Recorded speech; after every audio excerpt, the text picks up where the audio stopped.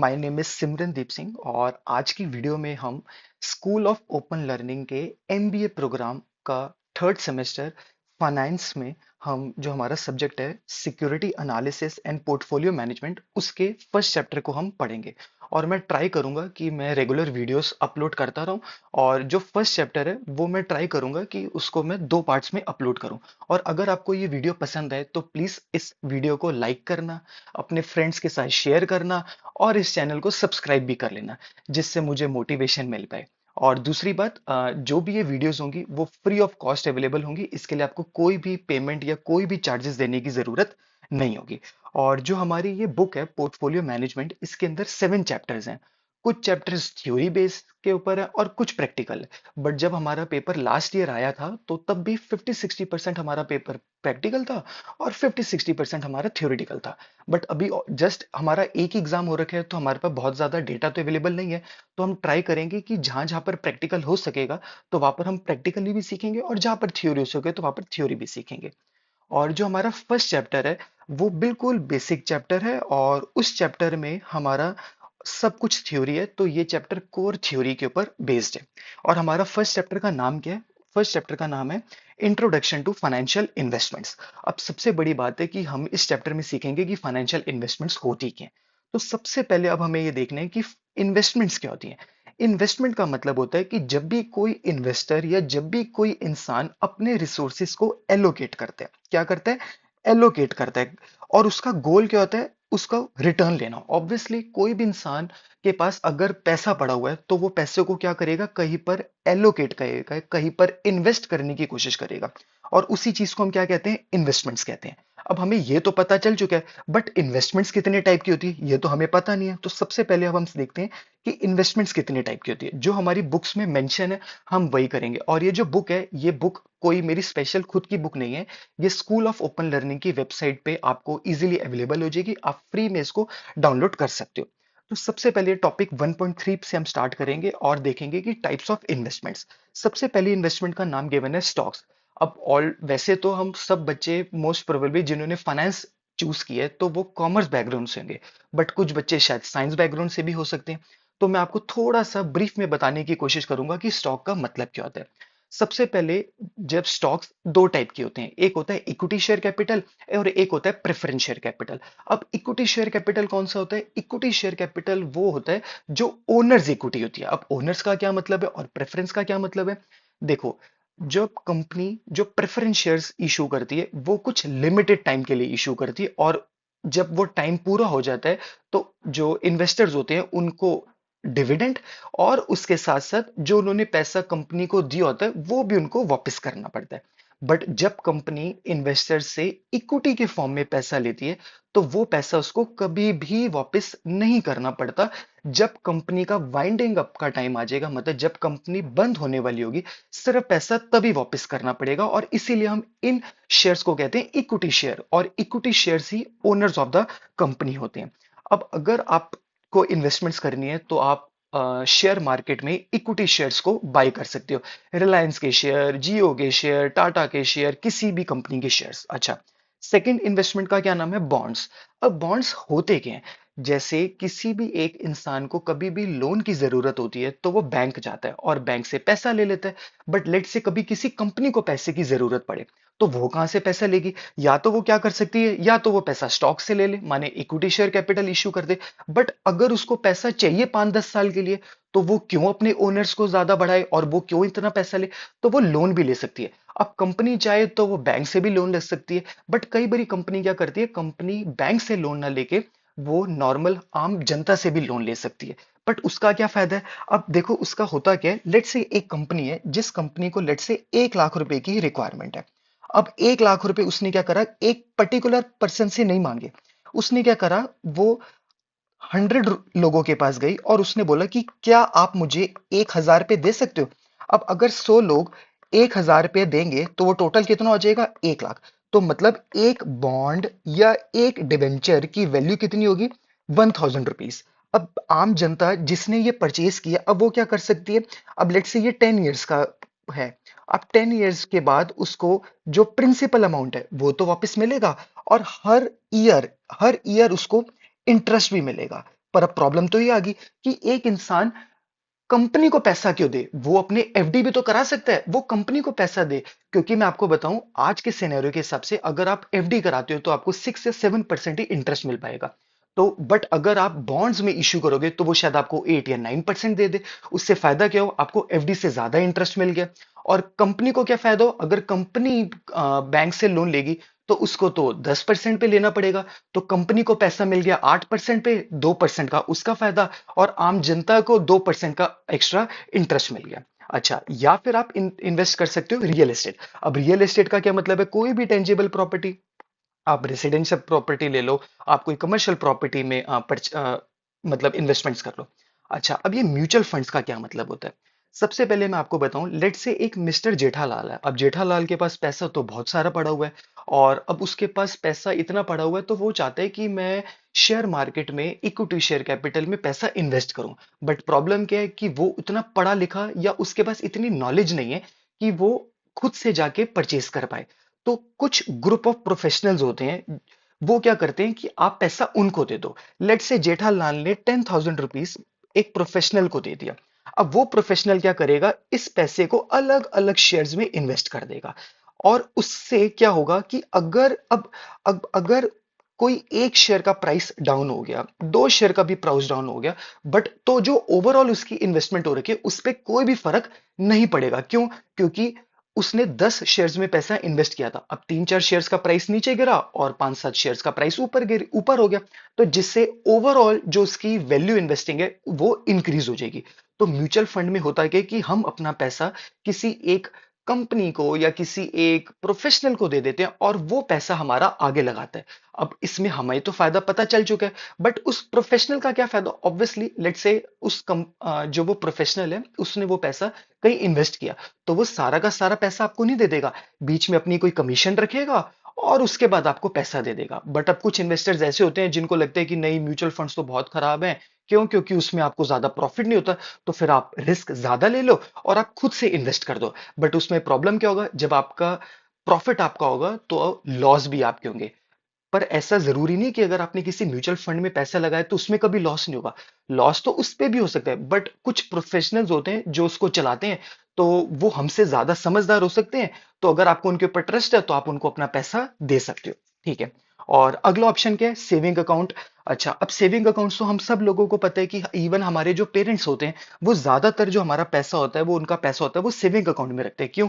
क्योंकि सबसे बड़ी बात है कि इसमें गुड लिक्विडिटी होती है। अब गुड लिक्विडिटी का क्या मतलब है, लेट्स से मेरे अकाउंट में 1 लाख रुपए पड़ा हुआ और अगर अभी मुझे रिक्वायरमेंट हुई तो मैं एकदम से जाऊंगा एटीएम से पैसा निकाल के ले आऊंगा। तो इसमें लो रिस्क है। अब रिस्क तो तभी होगा जब कोई बैंक डूबेगा। बट ये सोचो, लेट्स से मैंने कोई अडानी का कंपनी का कोई शेयर खरीद लिया। अब मैंने शेयर तो खरीद लिया, बट जब मैं बेचने गया तो मुझे पता चला कि उसके शेयर्स की जो है उसमें तो कोई रिटेल इन्वेस्टर ही नहीं है, तो मैं तो शेयर बेच ही नहीं पा रहा। या मुझे तो जो शेयर बेचने में 2-3 दिन टाइम लग चुका है, या फिर मैंने शेयर खरीदा था 100 रुपीज में और आज उसकी वैल्यू हो चुकी है 80 रुपीज। तो वो तो इतना ज्यादा मतलब लिक्विड नहीं हुआ और उसके ऊपर रिस्क भी ज्यादा हुआ। तो इस करके हम अपना जो पैसा है वो सेविंग अकाउंट में भी डाल सकते हैं। तो 1, 2, 3, 4, 5, तो हमारी बुक्स में 5 तरीके की इन्वेस्टमेंट्स के बारे में बताया हुआ है। ठीक है, तो अब हम स्टार्टिंग से देखते हैं कि मैंने आपको सबसे पहले इन्वेस्टमेंट का मतलब तो बता दिया था। अब कुछ इंपॉर्टेंट कॉन्सेप्ट्स या कुछ इंपॉर्टेंट इन्वेस्टमेंट्स के बारे में कुछ बताया हुआ है। सबसे पहले रिस्क एंड रिटर्न। अब रिस्क एंड रिटर्न का क्या मतलब होता है, देखो, जिस भी इन्वेस्टमेंट में ज्यादा रिस्क होता है उसमें ज्यादा रिटर्न हो सकता है। जैसे हमने स्कैम 1992 जो हर्षद मेहता के ऊपर सोने पिक्स के ऊपर बनी हुई है, उसमें वो क्या बताते हैं, रिस्क है तो इश्क है। इसका क्या मतलब है, अब जो इंसान ज्यादा रिस्क लेगा उसको ज्यादा प्रॉफिट होगा। अब कोई इंसान, जैसे हमने अभी देखा है कि जो टाइप्स ऑफ इन्वेस्टमेंट्स में अब कोई इंसान सेविंग अकाउंट पे अपना पैसा डाल देता है तो उसको 2% से लेके 6% तक का रिटर्न मिल जाएगा अगर वो एफडी भी करा देता है। बट अब वही इंसान अगर शेयर मार्केट में इन्वेस्ट करेगा तो उसमें पैसा तो ज्यादा मिलेगा, बट रिस्क भी ज्यादा है।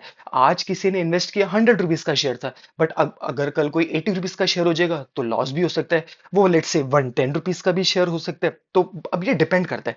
तो जो पर्सन होता है उसको करेक्ट मिक्स देखना होता है कि उसको कितना रिस्क लेना है और उसी हिसाब से उसको क्या आएगी, रिटर्न भी आएगी।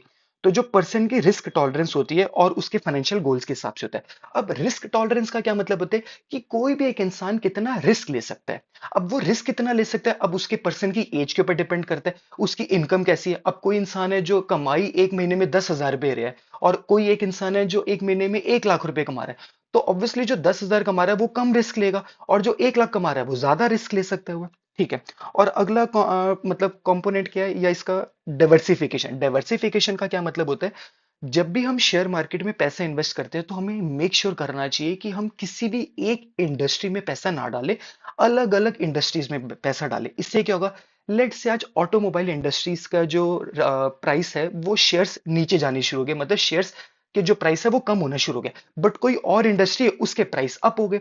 अब अगर किसी एक पर्टिकुलर इंसान ने सारा का सारा पैसा ऑटोमोबाइल इंडस्ट्री में डाल दिया होगा, तो वो तो खराब हो जाएगा, वो तो बर्बाद हो जाएगा। बट अब अगर उसने वो पैसा अलग अलग इंडस्ट्रीज में पैसा इन्वेस्ट किया होगा, तो उससे बेटर हो सकेगा कि जो उसका पूरा पोर्टफोलियो है। अब पोर्टफोलियो का क्या मतलब होता है, जहां जहां पर भी आपने पैसा इन्वेस्ट कर रखा है तो उस पूरे चीज को पोर्टफोलियो कहते हैं। तो अगर उसने पैसा अलग अलग मल्टीपल एसेट्स में डाला होगा, तो जो उसका रिस्क है वो मिनिमाइज हो जाएगा, और जिससे उसका जो प्रॉफिट है वो बहुत ज्यादा कम नहीं होगा, या वो लॉसेस में नहीं आएगा। और सेम चीज म्यूचुअल फंड्स वाले करते हैं। अब अगर आप कोई भी जो एप्लीकेशन डाउनलोड करोगे, लेट से कोई ग्रो ऐप है या ईटी ऐप है या कोई भी ऐसी ऐप जब आप करोगे, तो जब आप देखोगे, जो आप म्यूचुअल फंड्स के आप देखोगे कि उनकी जो शेयर होल्डिंग पैटर्न है, उन्होंने अलग अलग कंपनीज या कुछ वो ट्राई करते हैं कि अलग अलग इंडस्ट्रीज में इन्वेस्ट करा होगा, सो दैट कि अगर एक इंडस्ट्री का प्राइस नीचे चला जाए, या एक इंडस्ट्री परफॉर्म ना कर रही हो, तो अगर कोई दूसरी इंडस्ट्री परफॉर्म कर ले, तो जिससे आपका जो प्रॉफिट और लॉस है वो सेट ऑफ हो जाए, और आपको कम से कम लॉस हो। अच्छा, अगला कॉन्सेप्ट क्या है, टाइम हॉराइजन। अब टाइम हॉराइजन का क्या मतलब है कि कोई एक इन्वेस्टर कितने टाइम के लिए अपनी इन्वेस्टमेंट्स को रिटेन करना चाहता है। अब कोई एक इंसान है वो तो 10 डेज के लिए इन्वेस्टमेंट करता है, कोई इंट्राडे करता है। अब कोई इंसान है जो तो चाहता है कि मैंने आज इन्वेस्टमेंट कर दी, तो जब मेरे पोते पढ़ पोते होंगे तो वो इस चीज को, मतलब इन्वेस्टमेंट को, उससे उनको फायदा होगा। तो जो लॉन्ग टर्म इन्वेस्टमेंट्स होती हैं वो कंपाउंडिंग रिटर्न देती है। अब कंपाउंडिंग रिटर्न का क्या मतलब है कि जब आप पैसा इन्वेस्ट करते हो तो वो पैसा से रिटर्न मिला, और जो आपको रिटर्न मिला वो भी री इन्वेस्ट हो गया। तो जब जब रिटर्न मिलता रहे, जब वो भी री इन्वेस्ट होता रहेगा, तो उस चीज को हम कहते हैं कंपाउंडिंग रिटर्न देना। बट जो शॉर्ट टर्म इन्वेस्टमेंट्स होती हैं वो ज्यादा लिक्विड होती है, माने आपने इन्वेस्टमेंट करी और आपको एक हफ्ता, 10 दिन, 15 दिन, महीना आपको लगा कि नहीं करनी, तो आपने उसको सेल ऑफ कर दिया। ठीक है। अच्छा, उसके बाद अब हमें देखना है क्या, कंपाउंडिंग। जैसे मैंने आपको ऊपर बता चुका हूं, इसका एग्जांपल क्या ले लेते हैं, लेट से आपने एफडी कराई 1 साल की। अब जब आपने 1 साल की एफडी कराई, लेट से वो थी 7% पर एनएम के हिसाब से। ठीक है। अब उसमें होगा क्या कि आपको मंथली इंटरेस्ट मिलना है। अब अगर आप लिख लेते हो कि आपको मंथली विड्रॉ करना है इंटरेस्ट, तो जब आप मंथली विड्रॉ करोगे इंटरेस्ट, तो आपको तो कंपाउंडिंग नहीं हुई, बट लेट से आपने बोला कि जो प्रिंसिपल अमाउंट है और जो इंटरेस्ट है, वो मैं मंथली बेसिस पे नहीं लूंगी, इंटरेस्ट मैं तभी लूंगा जब वो रिडीम होने के टाइम पे होगा, मतलब 1 साल के बाद होगा। तो उसके बेसिस में क्या होगा, जो हर मंथ का इंटरेस्ट ड्यू होता गया, वो भी दोबारा से री इन्वेस्ट होता रहा, और उस चीज को हम क्या कहते हैं, कंपाउंडिंग। और इसमें क्या लिखा है उन्होंने, re invested to generate greater returns. ठीक है जी। तो अच्छा, अगला कॉन्सेप्ट क्या, रिसर्च एंड एनालिसिस। अब इसमें क्या कहते हैं, जब भी कोई शेयर मार्केट में पैसा इन्वेस्ट करता है या कोई भी न्यू इन्वेस्टमेंट लेता है, लेट से किसी ने कोई नया घर खरीदना है, कोई कमर्शियल प्रॉपर्टी खरीदनी है या कोई रेसिडेंशियल प्रॉपर्टी देखनी है, तो उसको पहले एक्सटेंसिव रिसर्च करनी पड़ती है कि क्या ये एरिया अच्छा है। ऐसा तो नहीं कि कल मैं यहाँ पर लूं और इस जो एरिया की रेट है वो गिर जाए। या फिर हमें देखना होता है कि ऐसा तो नहीं है कि कल आने वाले टाइम पे यहाँ पर कुछ रिस्ट्रिक्शन स्टार्ट हो जाए कि ये अनऑथराइज कॉलोनी तो नहीं है, या फिर यहाँ पर आने वाले टाइम पे कोई नई फैक्ट्री तो नहीं खुलने वाली। तो ये वाली सब चीजें देख के रिसर्च हम एनालिसिस करते हैं, उसी के बाद हमें इन्वेस्टमेंट करनी चाहिए। मार्केट फ्लक्चुएशंस, अभी आज के टाइम पे हम देखेंगे तो जो सेंसेक्स है वो कभी ऊपर जा रहा है, कभी नीचे जा रहा है, और इवन आज के टाइम पे तो ऑलमोस्ट मार्केट रोज गिर ही रही है। तो मार्केट में तो फ्लक्चुएशंस रोज ही होती रहती हैं। इवन हर सेकंड मार्केट में फ्लक्चुएशन होती है। अगर आप रियल टाइम में कोई भी शेयर देखो, कोई एसबीआई का शेयर कोई भी देखो, तो वो हर एक सेकंड कभी वो अप जाएगा, कभी वो डाउन जाएगा। तो उस केस में हमें देखना होता है कि मार्केट की फ्लक्चुएशंस, अब हमें उसमें पेशेंस देखनी, पेशेंस रहना पड़ता है। अब पेशेंस क्यों, अब ऐसा नहीं है कि आपने लेट से कहीं पर 1 लाख रुपए इन्वेस्ट करे और अगले सेकंड देखा, अरे बाप रे ये तो 99,000 रुपीज का हो गया, तो इसको इसमें घबराने की बात नहीं, आपको वेट करनी चाहिए। और वो कभी 1 लाख 1 हजार भी होगा, कभी वो 1 लाख 10 हजार भी होगा, तो उसके हिसाब से आपको देखना चाहिए। और बिफोर इन्वेस्टिंग एनी डिसीजन, जब भी आपको कोई इन्वेस्टिंग डिसीजन लेना है तो आपको फाइनेंशियल सिचुएशन आपको देखनी चाहिए। अब इसका क्या मतलब है, देखो इंडिया जैसी कंट्री में कोई एक इंसान ऐसा है जो एक दिन का 300 रुपये कमाता है, और कोई एक ऐसा भी इंसान है जो एक दिन का 3 हजार कमा रहा है या 30 हजार रुपये भी कमा रहा है। इवन हमारे यहाँ पर इन कंट्री में तो अडानी अंबानी जैसे भी लोग रह रहे हैं। तो जब भी आपको इन्वेस्टमेंट करनी होती है तो आपको अपनी फाइनेंशियल सिचुएशन देखनी होती है। हमें किसी दूसरे से कंपैरिजन नहीं करना होता कि अगर उस इंसान ने 10 लाख रुपए इन्वेस्ट किए हैं तो हम भी कर दें। हो सकता है उस इंसान की जो फाइनेंशियल जो स्ट्रेंथ है वो हमसे ज्यादा स्ट्रांग हो। अगर उसको 2-4 लाख रुपए का नुकसान भी हो जाए तो फर्क ना पड़े, और हमारे पास तो है ही ले दे के 10 लाख, और अगर उसका नुकसान हो गया फिर तो बहुत प्रॉब्लम हो जाएगी। तो हमें ये सब चीजें देख के करना होता है कि क्या हमारी रिस्क टॉलरेंस है, और हमें कितनी इन्वेस्टमेंट की नॉलेज है। अब बहुत सारे तो लोग ऐसे होते हैं जो इंस्टाग्राम पे रील्स देखते हैं, और वहां पर देखा कि आज ये पेनी स्टॉक है, कल ये 100 रुपए का हो जाएगा, कल ये लाख रुपए का हो जाएगा, तो मैं ये खरीद लेता हूँ और मैं अमीर बन जाऊंगा। तो सिर्फ इस बेसिस पे हमें नॉलेज, इस इन्वेस्टमेंट की नॉलेज बेसिस पे हमें नहीं करना चाहिए इन्वेस्टमेंट। जब तक हमें नॉलेज ना हो तब तक हमें नहीं करना चाहिए। हम अगर हमें नॉलेज ना हो तो हम कंसल्टेशन कर सकते हैं, कोई फाइनेंशियल एडवाइजर से हम हेल्प ले सकते हैं, या फिर कोई जो स्पेशलिस्ट हो उससे हम देख सकते हैं। ठीक है। अब अगला आ रहा है मीनिंग ऑफ फाइनेंशियल इन्वेस्टमेंट्स, और इवन चैप्टर का नाम भी था इंट्रोडक्शन टू फाइनेंशियल इन्वेस्टमेंट्स। तो सेम चीज जो हमने ऊपर पढ़ी है सेम चीज उन्होंने नीचे लिखी है। तो आई थिंक मुझे लगता है कि यहाँ पर बुक बनाने में हम थोड़ा और अच्छा कर सकते थे ये लोग, बट चलो जैसा भी है।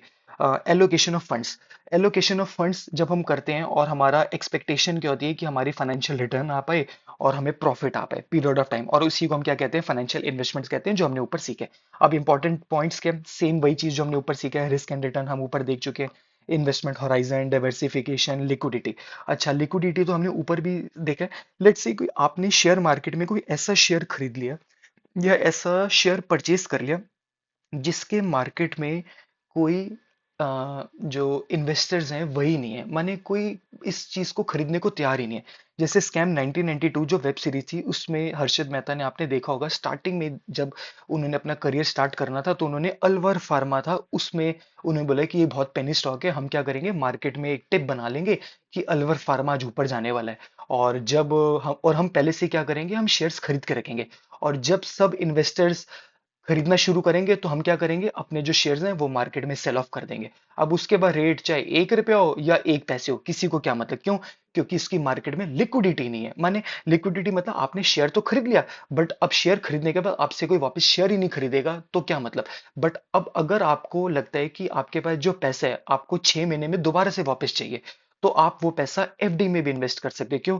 क्योंकि लेट से अगर आपने किसी ऐसे शेयर में पैसा इन्वेस्ट कर दिया जिसकी लिक्विडिटी नहीं, तो वो तो पैसा आपका या जो आपके फंड्स है वो क्या हो जाएंगे, ब्लॉक हो जाएंगे। ठीक है।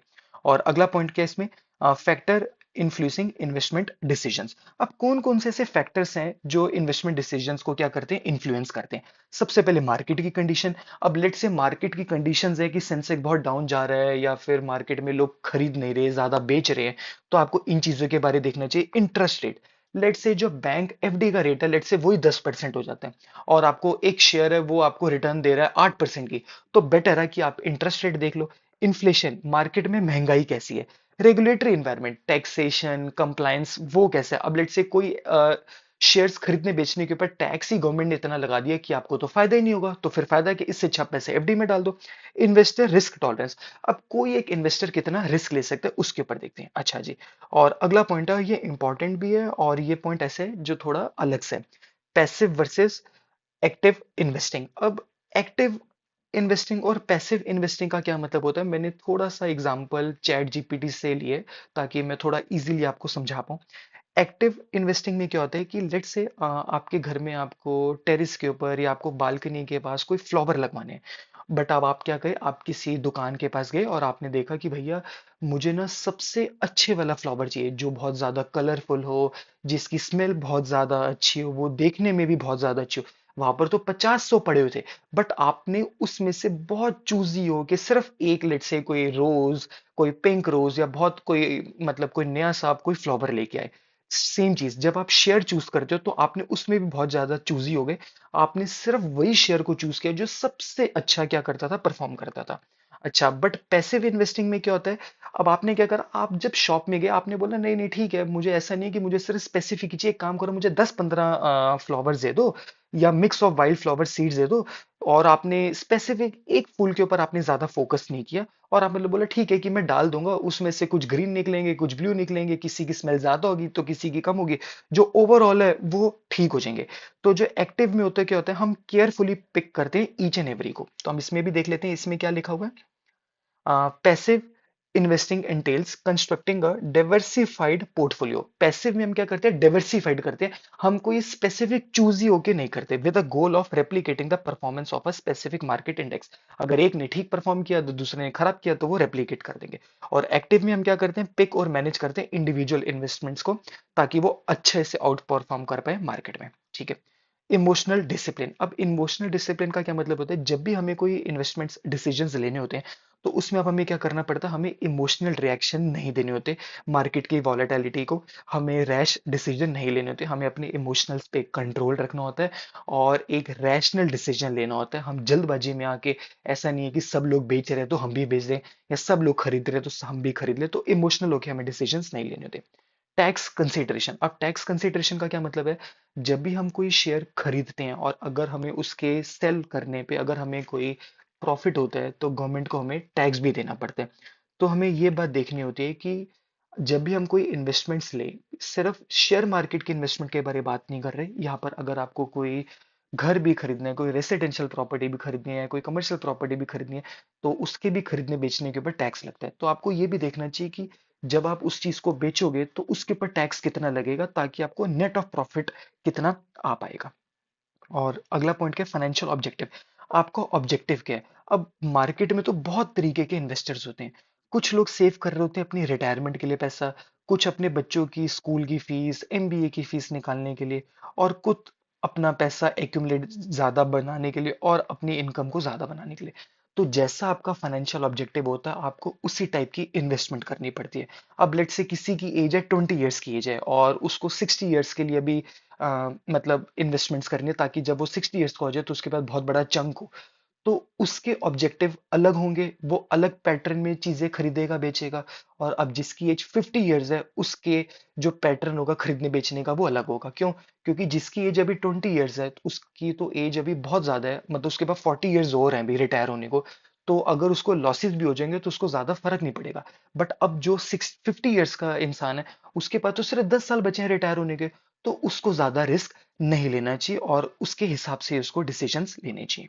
ठीक है। तो हमने 1.3 तो भी types of investment already cover कर चुके हैं। अच्छा, अब हम देखेंगे 1.4 टॉपिक जो है वो है हमारा process of investment. Process of investment, अब ऑल दो ये स्टेप्स तो नहीं है, बट चलो अब हमारी बुक में ये स्टेप वाइज लिखे हुए हैं। अब इन्होंने मेंशन कर रखे हैं कि ये रफ समरी है कि हमें इस तरीके से प्रोसेस को फॉलो करना चाहिए जब भी कोई इंसान न्यू इन्वेस्टमेंट करता है, तो उसको ये स्टेप्स को या चीज इन पॉइंट्स को फॉलो करना चाहिए। सबसे पहला पॉइंट है setting a investments objective and goals. आपका इन्वेस्टमेंट का ऑब्जेक्टिव क्या है और आपके गोल्स क्या हैं। जस्ट अभी हमने ऊपर पढ़ रखा है कि रिटायरमेंट प्लानिंग है, आपको प्रॉपर्टी की ओनरशिप लेनी है, किसी बच्चे के एजुकेशन के लिए फाइनेंस करना है, या आपको वेल्थ एक्यूमुलेट करनी है। ठीक है।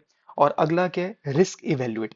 आपको देखने कि आप कितना रिस्क ले सकते हो। जैसे मैंने आपको पहले भी बताया कि हमारे इंडिया जैसी कंट्री में एक इंसान एक दिन का 300 कमा रहा है और एक इंसान 3,000 या 30,000 ही कमा रहा है। तो जो इंसान बेचारा कमाई 300 रुपए रहा है, तो उसको तो पहले अपनी बेसिक नीड्स के ऊपर ज्यादा फोकस करना चाहिए और रिस्क कम लेना चाहिए। बट जो इंसान एक दिन का 3,000 या इससे भी ज्यादा कमा रहा है, तो वो अपनी बेसिक नीड्स को बहुत इजीली पूरा कर लेगा, और जो उसके पास एक्स्ट्रा पैसे बचेंगे वो उसके ऊपर रिस्क ले सकता है। अब आप रिस्क कैसे देख सकते हो, आपकी एज कैसी है। अगर किसी की एज कम है तो वो ज्यादा भी रिस्क ले सकता है। आपकी इनकम की स्टेबिलिटी कैसी है। अब कोई इंसान है जो हर महीने उसकी एक इनकम स्टेबल है, जो आनी आनी है, फिक्स्ड इनकम है, तो वो रिस्क ज्यादा ले सकता है कि इन एनी केस अगर पैसा डूब भी गया तो अगले महीने तो मुझे पैसा आ ही जाएगा। और आपके पास एक्सपीरियंस कितना है, जिसके पास ज्यादा एक्सपीरियंस है तो वो उसके बेसिस पे रिस्क ले सकते हैं। Allocation of assets. अब आपको ये बात ध्यान रखनी है कि जो भी आपकी इन्वेस्टमेंट्स आपको करनी है, आपको पोर्टफोलियो वे में करनी है। पोर्टफोलियो वे मतलब कलेक्शन ऑफ इन्वेस्टमेंट्स करनी होती है, अलग अलग तरीके से और अलग अलग एसेट्स में करनी होती है। ईच एसेट्स क्लास में आपको, आप स्टॉक्स में भी इन्वेस्टमेंट्स कर सकते हो, आप बॉन्ड्स में भी इन्वेस्टमेंट्स कर सकते हो, आप रियल एस्टेट में भी कर सकते हो, या फिर अपने पास थोड़ा कैश भी रख सकते हो, या कुछ एफडीज भी करा सकते हो। तो आपको देखना होता है, लेट से किसी के पास 1 लाख रुपए है, तो ऐसा नहीं है कि वो सारा का सारा पैसा ही अपना शेयर्स में खरीद ले। कुछ पैसा जो इमरजेंसी फंड्स है वो कैश में रखे, कुछ पैसा वो एफडी करा ले, कुछ पैसे के स्टॉक्स ले ले, कुछ पैसे का वो बॉन्ड्स ले ले, और अगर कुछ पैसा बचे तो रियल एस्टेट में इन्वेस्ट कर ले। इससे होगा क्या, उसकी पोर्टफोलियो इन्वेस्टमेंट्स होगी। अब अगर उसको एकदम से पैसों की जरूरत पड़ी तो उसके पास कैश है, और अगर उससे भी ज्यादा जरूरत पड़ी तो उसके पास एफडीज भी हैं, और अगर स्टॉक्स भी हैं, तो ऐसे करके हमें देखना पड़ता है, ठीक है। और उसके बाद हम देखते हैं एनालिसिस एंड रिसर्च। कभी भी हमें जल्दबाजी में इमोशनल होके हमें डिसीजंस नहीं लेना होता कि मेरा फ्रेंड ये कर रहा है तो मैं भी ये कर लूं। इंस्टाग्राम में आज ये रील आई है, उसने ये बात बोली है कि ये स्टॉक ऊपर जाएगा तो ये मैं ले लूं। क्योंकि बहुत सारे ऐसे जो कुछ एजुकेटर्स हैं यूट्यूब के ऊपर, जो खुद के लॉसेस को रिकवर करने के लिए ही आपको वीडियोस प्रोवाइड कर देते हैं। तो हमें हर बात हर किसी की नहीं सुननी होती। अच्छे से रिसर्च करके, अच्छे से चीज़ों को देख के हमें क्या करना पड़ता है, शेयर्स को लेना पड़ता है। तो हमें एनालिसिस एंड रिसर्च करना पड़ता है।